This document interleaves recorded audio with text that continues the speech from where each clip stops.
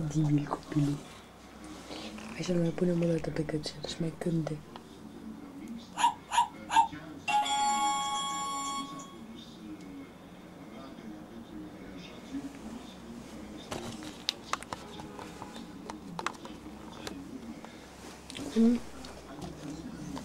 Trebuie să mă trezesc? Chiar trebuie? Nu pot.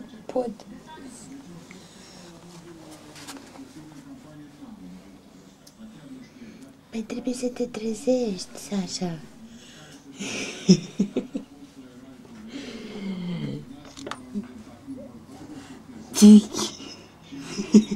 Ce faci?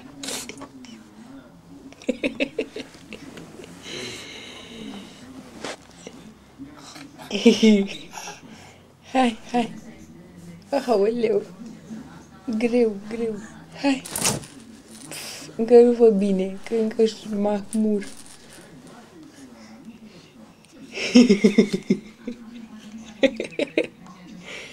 Hai, vină mai sus.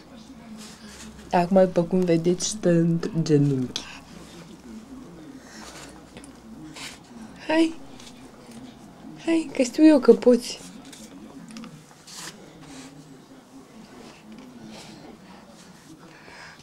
Hai, să te văd.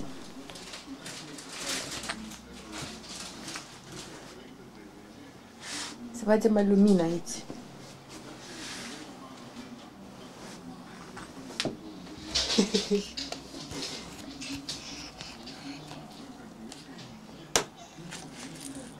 Ta-da!